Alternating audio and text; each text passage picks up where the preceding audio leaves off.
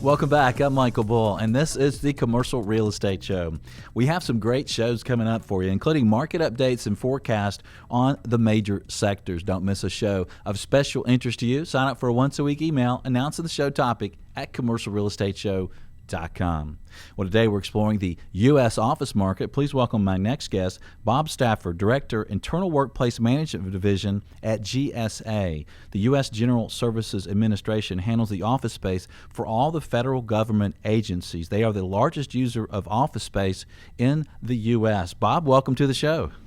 Good morning, Michael. Thanks for having me. Well, thanks for joining us, Bob. We appreciate it. And we hear that in the GSA headquarters in D.C. that you did away with the cube farms and private offices. So what is the feel and look of the space there? I'd say the majority of the space is sort of an open benching workstation. Basically, you're right. We got rid of about 20 years of legacy cube furniture and moved away from a culture where leadership was ensconced in large offices, sort of away from the workforce, and we really sort of made a more of a general approach to the entire workplace throughout the building. So we built the space out in sort of a benching configuration. The workstations are roughly around 36 to 40 square feet per person. But one of the important things we did as well is we provided a variety of different types of workspaces in the building. So when you're going from something where you're taking away, quote unquote, people's cubes or their individual space where they might have done work before, you have to provide them with a variety of workspaces throughout the building to be able to do things like have a quiet conversation with a colleague or meet in sort of an open collaborative space with a team for an impromptu meeting. So we really sort of created a variety of workspaces throughout the building so that no matter what type of work people were doing, they could find a place in the building for them to do it. Well, talk to us some more about the efficiencies that you've created there. Sure.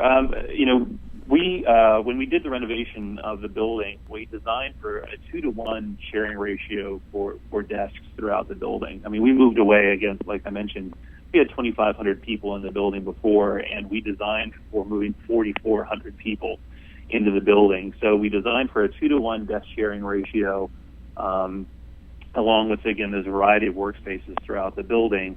By the time we got around to actually moving people into the building, it was more like a 1.6 to 1 sharing ratio or something like that. But we have the capacity to go up to a 2 to 1 or even as much as a 2.5 to 1 sharing ratio. And that translates to about 141 usable square feet per person in the building, which is down from, I think the previous number was more like around 240 square feet per person. Wow, that's interesting. So how do the users reserve desks and things and conference rooms? Sure. So we went with a sort of off-the-shelf hoteling system or a workplace reservation system made by AgileQuest. It's called Onboard, and we made some internal modifications to it. Our version of that system is called Book It, and basically it's a web-based system where all tenants in the building come into the building and reserve their workstation, up to 5 workstations or up to 5 reservations over the course of a 2-week period, as well as any sort of conferencing space or teaming space that they need to reserve as well over the course of like 2 weeks or a month. That way they can plan to say, for instance, and this is one of the great sort of innovations in this approach to our space. On one day you might be teleworking, on another day you might be working in a certain part of the building, collaborating with a team from another organization within GSA, and the following day you might want to sit somewhere else in order to get some heads down work done. So through this system you're able to do things like search for particular assets, like if you want a conference room with video teleconferencing ability, you can search for that, or if you want a workstation that is an adjustable height workstation, we have those in the building, you can do a search for that. So it really provides you, that variety of workspaces allows you to tap into what's existing in the building and what you might need to utilize on any given day. That's interesting. So if I need a conference room and I need it impromptu, how do I know it's available, if it's been reserved or not? Interesting. So we handle that 2 different ways. The conference rooms in our building are both reserved and some are unreservable. So the reserved ones, especially in the fully renovated part of our building, we have it's a steel case product called Room Wizard, which is mounted on the outside of the door and has and shows you on the screen all the reservations in that particular room for a given day. And that's all tied into that bucket system that I talked about. And on the outside of the room, if it's occupied at the time, it'll have sort of a red light, so you can see that it is actually reserved. If you're looking all the way down the hall, you can see, okay, that room is being utilized. If it's not reserved, it'll show up as green, and you can go to the screen and actually see, oh, okay, I need a room for the next hour. It's not reserved for the next hour. You can make the reservation on the screen itself. But even for meeting rooms that are not reservable, basically all you have to do, and that's was an important part of it too. We put the vast majority of them on that bucket system, but the rest of them, we did put a percentage of them, make them unreservable. So all you have to do is sort of look into a room.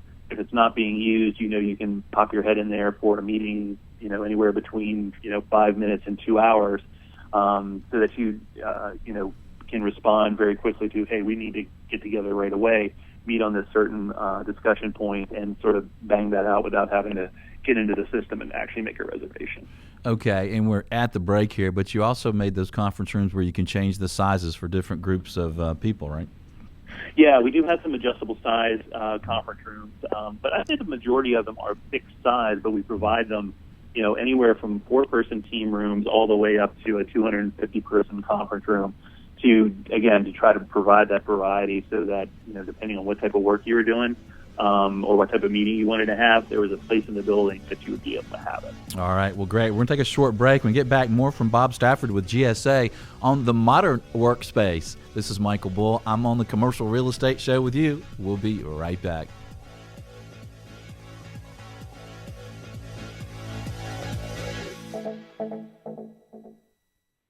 The Commercial Real Estate Show is brought to you in part by your friends at Bull Realty. When your business requires proven performance, visit bullrealty.com or call 800-408-BULL.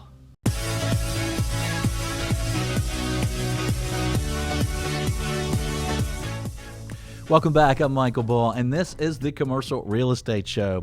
You're invited to send us commercial real estate questions. You can email them to info@creshow.com. Each business day, I answer a question on video. We post it to the Twitter account, Ask Michael Bull, and YouTube channel, Commercial Real Estate Show. Well, today we're talking about the office market. We have Bob Stafford with us with the US GSA. And Bob, we're talking about the shared spaces, and I think it's interesting that you can accommodate up to 2 people per desk. So what do they do with the picture of their wife and their coffee cup and things? No, that's a great question, and we actually got that question a lot as we were preparing the tenants to move into the building. 400 people are designed for 4,400 people being in the building. As you can imagine, providing personal space for all of those employees would take up quite a bit of real estate in the building. So we made the decision that we would give each tenant in the building basically a file drawer for their personal belongings. It's roughly 18 by 18 by 12. It is assigned specifically to them, and they can put whatever they want to put in there. They can store their laptop, they can store some personal files, they can store their running shoes, whatever they want to do. But that is basically the only personal space that we provided for them in the building, which really had people start to think, and required them to start to think about, what do I need personally on a day-to-day basis to be able to get my work done. And some people do have pictures of their kids where they take them out of their personal storage, set them up on their workstation they have reserved for the day, and then put it back in their personal storage when they're done for the day. But that is up to each individual to determine that. But that was one of the decisions we made in order to try and control that space and the amount of sort of creep of personal stuff that tends to, if you have a traditional office, as I did before we started this process, I had about 8 file drawers full of stuff. And then when I started to transition to this new model, I realized that I needed basically none of that on a day-to-day basis to get my stuff done. Yeah, that's great. And this efficiency that you guys are creating could have significant savings. And so how many federal leases are expiring in the next few years or so? Yeah, through FY16, we're looking at roughly 35% of our leases, or about 31% of our rentable square foot, expiring. It's almost 3,000 leases through FY16. So as you can imagine, that's a ton of space. It's a ton of work that we're going to have to work through, and we're working with our federal customers to basically right-size their inventory to make sure they're making the most efficient use of their space. So while it is a lot of work, and that's an incredible size of our real estate portfolio that we're going to have to work through, it also provides a lot of opportunity to utilize some of these approaches to the workspace that we've taken at our 1800F headquarters location, and work with our clients to see how we might be able to change the way people think about the federal workplace. And what type of savings are you seeing? What are some examples? So for our 1800F consolidation alone, we collapsed 6 leases into our owned headquarters building. That's saving us about $24.4 million a year in rent, which is rent that is now going back into the federal building fund and funding GSA's mission of maintaining our federal properties and providing federal workspace for our customers. And that's just the real estate savings. We're also saving roughly around $8 million a year in administrative costs when you think about, we collapsed from 6 different locations, redundant services like security and supplies and administrative support and things of that nature have all been able to be reduced. So you're talking a significant amount of taxpayer dollars being saved by sort of moving to this new way of thinking about the workplace. Well, Bob, I thank you for that, and the rest of the U.S. taxpayers thank you for that, and thanks for being on the show today. We appreciate you being with us. Thank you very much for the opportunity, Michael. Thank you. And for more from GSA, visit gsa.gov. Well, I have a question for you as a listener. Can you join us next week? Well, I hope so. We'll look into the wild and woolly world of retail and retail real estate. I'm Michael Bull. Until next week, be sure that you always lead, learn, and laugh, and join us for the Commercial Real Estate Show.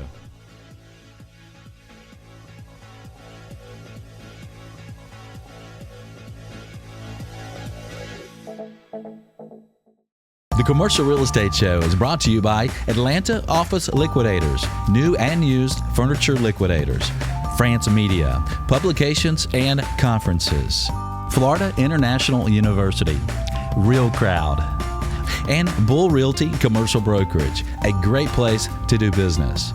For more information on these companies or to access additional podcasts, videos, or blogs, visit commercialrealestateshow.com.